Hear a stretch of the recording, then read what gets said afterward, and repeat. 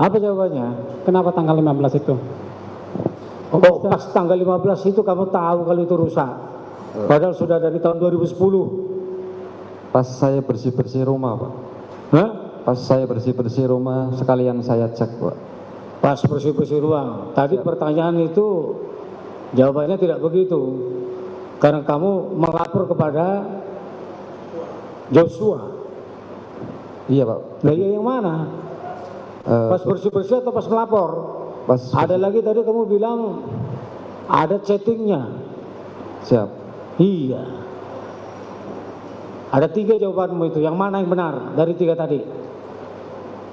Jadi pas saya bersih-bersih sekalian saya cek CCTV. Setelah itu saya melaporkan ke almarhum, Pak. Melaporkan Siap. chatting itu. Kamu chat. Yang pertama secara lisan, Pak. Terus? Tanggal 15 saya Iya. menyampaikan secara lisan. Terus?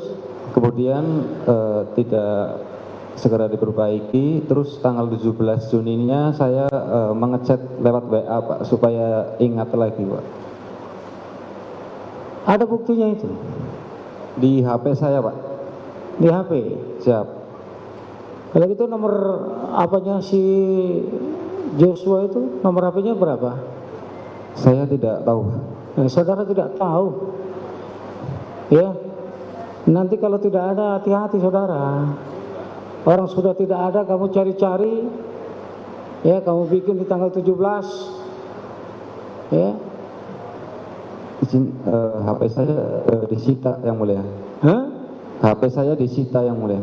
Ya makanya, kalau disita bisa dilihatkan itu. Penuntut umum, ada memang.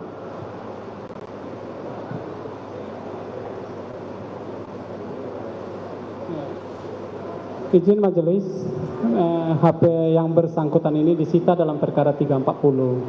Jadi nanti persidangan-persidangan berikutnya boleh kita bawa apa benar atau tidak keterangan yang bersangkutan ini.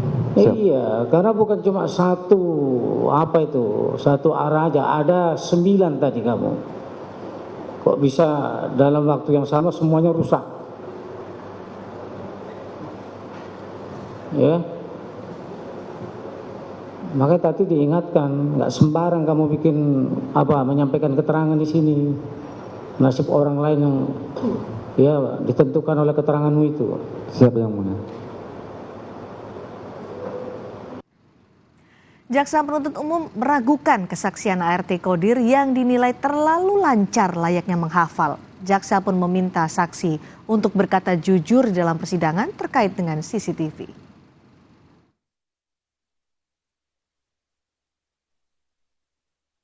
Atas pertanyaan jaksa, lancar banget saudara ngejawab. Kayak menghafal. Siap, saya ngabak. Ya? Jangan bohong lah, jangan ketawa-ketawa. Saya ngabak, Pak. Terlalu lancar, cepat ngomong gitu loh. Soalnya Anda udah tahu menghafal itu gitu maksudnya, ya? Siap. Pikirkan dulu, jangan nanti salah kejebak loh. Ya? Coba ini.